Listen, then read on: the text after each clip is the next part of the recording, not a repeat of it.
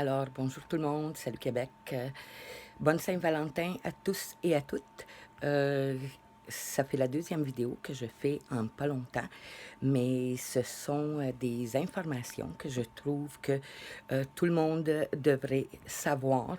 Et si je le fais, c'est parce que il y a de l'avancement qui se fait dans les souterrains. Je n'irai pas beaucoup autour du sujet. Je vous dis tout de suite, il s'agit de pédophilie, donc de la pédophilie qui est très, très incrustée dans notre société. Et ça passe inaperçu parce que les cercles de pédophiles, ce sont les amis non aux dirigeants. Donc, ce que je suis en train de vous dire, c'est que moindrement qu'une personne est assis à une place de pouvoir, à une place décisive, d'accord, ils ont été corrompus et c'est comme ça qu'on les tient par les couilles, d'accord? Comment ça se passe? Ben, je vais vous laisser faire vos recherches. Donc, pourquoi je vous parle aujourd'hui de pédophilie en particulier? Parce que ces gens-là, ils sont en train d'essayer de prendre leur place dans le monde public effectivement. Je sais que c'est un sujet qui n'est pas le fun. Par contre, où ce qu'on en est rendu, c'est très important qu'on en parle, les amis. Ce sont des gens qui sont beaucoup sur Internet pour ce qui a trait ici au Québec, au Canada. Aux États-Unis, c'est une autre histoire. Je vais vous en parler tout de suite. Donc, ce qui arrive en ce moment, c'est que les pédophiles, ils cherchent à obtenir le même statut et de la même manière que la communauté gay a procédé et a réussi pour avoir des droits civils, d'accord, incrustés, qu'ils ont maintenant un statut de minorité d'orientation sexuelle qui sont protégés, d'accord? Donc, et ils essayent en même temps de profiter du mouvement LGBTQ. Bientôt, on pourra ajouter un P, bien évidemment, pour pédophile. Donc, ça devient, comme j'ai dit, une communauté qui est très organisée. J'ai fait des notes parce que c'est important. Donc, si je regarde vers en bas, c'est pour voir un petit peu mes notes. Donc, comme je dis, c'est une communauté qui devient très, très organisée et qui n'a plus peur de s'exposer et qui ne sont pas persécutés par la justice. Ils ont des levées de fonds, ils commencent à s'exposer et ils commencent à avoir une rhétorique semblable à celle des victimes, d'accord? Pour vous donner un exemple, sur YouTube, vous avez le Anti-Pédophobe Action, ce qui est une faction d'Antifa en Allemagne, donc qui se battent pour que les pédophiles puissent avoir des droits protégés. Vous avez aussi le YouTuber Amos Yee, A-M-O-S, Y-E-E. Lui, il est devenu connu parce qu'il il a manqué de respect au christianisme, à l'islam, ainsi de suite. Mais c'est surtout sa vidéo sur l'islam, le Coran et les musulmans qui l'ont rendu connu. Ensuite, vous avez aussi sur Internet boyplanet.net et BoyChat aussi. Et ce sont des sites qui ont le droit d'exister légalement. Donc, lorsqu'ils sont signalés, leur site, ou même qu'ils sont attaqués par Anonymous, ils clament la censure illégale et ils s'identifient en ce moment en tant qu'activistes politiques. Oui, les amis, on aura tout entendu. Attendez, j'ai pas terminé. Ils ont développé aussi un vocabulaire très, très spécifique, donc des termes qui ont une connotation moins monstrueuse, si vous voulez, et qui visent à rendre leur déviance donc plus acceptable, si vous voulez. Pour ce faire, ils, ils, ils portent maintenant un nouveau nom, ils se désignent eux autres mêmes en étant des membres de MAP, M-A-P. Donc, ce qui se traduit en Minor Attracted Person, donc une personne attirée par les mineurs. C'est comme lorsqu'on dit à propos des drogues, on a remplacé le terme dépendance aux drogues par le terme abus de substance. Donc, ça rend le truc un petit peu plus acceptable.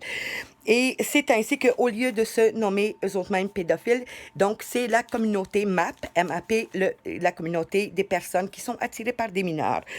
Donc, vous voyez un petit peu, le terme est moins dramatique.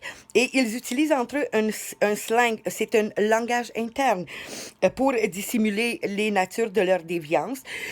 Il y a aussi, ils se servent des termes et des slogans comme le mot love, le mot amour. Donc, il est utilisé en permanence. Love is love, l'amour c'est l'amour. Love is blind, l'amour est aveugle. Et love at any age, l'amour à tout âge. Donc, vous voyez un petit peu où ce que ces gens-là, ils s'en viennent avec ça. Donc, il y a le regroupement MBLA, MBLA aux États-Unis, ce qui est pour Men Boy Love Association. C'est ils sont organisés aux États-Unis, ils ont un statut légal et ils ont même réussi à obliger le système éducatif d'engager des professeurs de cette communauté-là. Et en ce moment, ce qu'ils sont en train de faire, c'est qu'ils militent auprès du gouvernement pour dissocier l'âge de la majorité et l'âge de consentement. Et ce qu'eux autres, ils tentent de faire, c'est éliminer toute loi qui concerne un âge de consentement en ce qui a trait à la sexualité avec les mineurs. Donc, comment ils ont fait? Ils ont étudié la façon dont la communauté gay ont obtenu des droits et un statut protégé. Donc, ils s'identifient eux autres mêmes en ce moment de GSM. C'est Gender Sexual Minority, donc c'est une minorité sexuelle. Et ils se disent oppressés et marginalisés. Et concernant le vocabulaire, comme lorsque les personnes homosexuelles disaient, bon, ben, sortir du garde-robe, ça veut dire s'exposer publiquement pour ce qu'ils sont. Mais ici, les amis, nous avons un nouveau terme pour nos pédophiles et c'est le terme sortir de la boîte à jouets. Oui, c'est un terme qui est utilisé couramment chez eux et ils veulent décriminaliser leur statut. Ils veulent que leur pédophilie, leur déviance soit considérée comme une orientation sexuelle, pareillement à ce qu'ils ont obtenu les homosexuels. Et nous avons des nouveaux termes également, comme le terme pédophobe. Donc, si vous n'êtes pas d'accord avec la pédophilie, c'est vous qui allez devenir marginalisé parce que vous allez devenir pédophobe. Ça, c'est pareil comme homophobe. C'est ça qu'ils disent eux autres, en fait. C'est que être pédophobe est la même chose qu'être homophobe et c'est être haineux. Donc, si vous croyez que c'est quelque chose de nouveau, les amis, détrompez-vous. Nous avons l'histoire qui se répète. Donc, en 1968, en Allemagne, vous avez eu quelque sorte une révolution sexuelle où ce qu'on a introduit l'éducation sexuelle au primaire. Est-ce que ça sonne des cloches? D'accord? Et ça a fini que les élèves du primaire étaient obligés de consulter des revues pornographiques en classe, tout le monde ensemble et tout le monde tout nu. Donc, ça s'est rendu jusque-là. Aussi, dans les années 1970, en Allemagne, vous avez l'expériment Kentler, K-E-N-T-L-E-R. Je vous suggère fortement de faire une recherche sur cette expérimentation-là parce que c'est les découlés de cette expérimentation-là que nous sommes en train de vivre. Également, aux États-Unis, il y a le sénateur Ruth Badler qui a tenté de réduire l'âge de consentement à 12 ans et en ce moment, elle fait face aux tribunes militaires. En Grande-Bretagne, il y a eu plusieurs dossiers de pédophilie. D'ailleurs, ça en découle principalement de là. Vous avez le dossier de pédophilie de Westminster qui est le plus connu. Et en ce moment, plusieurs cercles de pédophiles tentent de légaliser l'amour adulte-enfant. Donc, comme je dis, ils se sont multipliés et ils se tiennent sur 8chan, qui est la version un petit peu hardcore de 4chan. Donc, c'est où ce que les Anonymous, les internautes anonymes, ils se tiennent. Et ils ont sur ce site-là des forums hébergés. Sur 8chan, ça s'appelle le Pado Safe Space. Et ils ont des raccourcis, des termes comme VOA, c'est Visions of Alice, qui est une histoire de pédophile. Vous avez aussi Jordan, Jordyn, Lolly ou Lolis, qui sont des bandes dessinées qui mettent en scène des jeunes filles en très bas âge, donc 2, 3, 4 ans. C'est des bandes dessinées, mais quand même. Et vous avez également le dash TOT ou ToddlerCon, c'est de la pornographie de bébé. Hébéphilie, d'accord? Donc, c'est des adolescentes de 13 ans qui font des étirements. Vous avez aussi Schoolgirl, c'est des photos creep de jeunes écolières. Vous avez Bad Parent, ce qui est un fichier qui illustre des activités incestueuses illégales. Vous avez le MCP qui est inconnu, BL, Boy Love Anonymous. Vous avez aussi Jailbait, qui est des photos de petites fillettes en bikini et maquillées. Vous avez aussi Pédopol, qui sont les pédophiles dans la politique. Exactement, c'est là qu'ils se tiennent. Exactement, vous avez également Tiny Porn, c'est des fillettes très jeunes, 2 à 3 ans, dans des situations pornographiques. Vous avez également le fichier Dead Kids. Je n'élaborerai pas là-dessus. Vous avez Barely Legal, des jeunes filles de 17 ans ou quasiment 18. Vous avez les Lolita Gifs, c'est de la pornographie de fillettes en bande dessinée. Et d'ailleurs, l'avion sur lequel Bill Clinton et ses amis amenaient les enfants sur leur île s'appelle le Lolita Express. Vous ferez une recherche là-dessus. Ce sont des données qui sont très publiques. Ensuite, vous les avez également sur les sites web, sur MasterChan, sur annabellelay.net, sur boywiki.org, et vous avez également un documentaire qui s'appelle Chicken Hawk. Donc, c'est un documentaire qui met en scène des personnes pédophiles et démontre leur façon de chasser les enfants. Les amis, écoutez,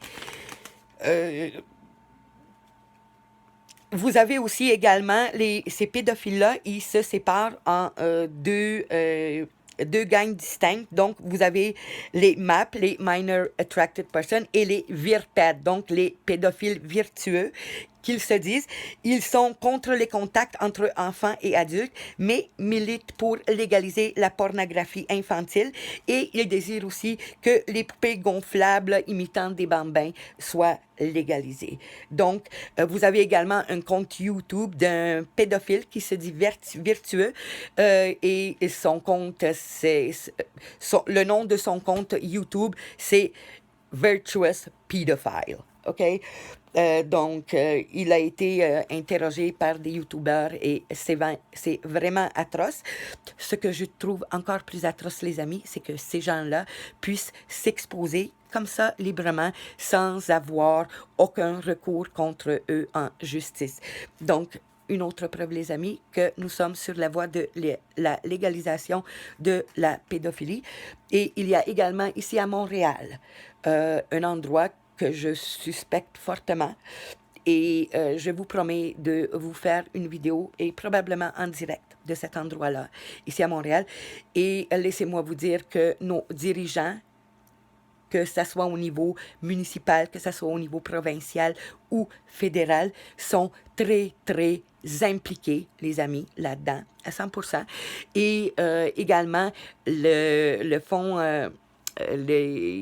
l'organisme par où Trudeau, il récolte des dons, donc l'organisme à but non lucratif que son père a créé, il porte également le logo, le triangle.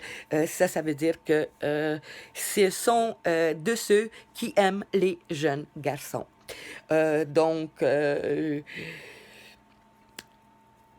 Écoutez, moi, je trouve que l'heure est grave et je trouve qu'il ne faut pas laisser ça aller. Et vous devez être au courant des changements de vocabulaire, des nouveaux vocabulaires, parce que ça se passe en dessous de notre nez et nous ne le savons même pas. Donc, c'est tout ce que je voulais dire aujourd'hui. La vidéo est plus longue et partager, parce que c'est important que nous sachions à quoi nous avons affaire et que les gens sachent que Québec n'est pas à l'abri de ces monstres. Je vous aime, Québec. Peace out.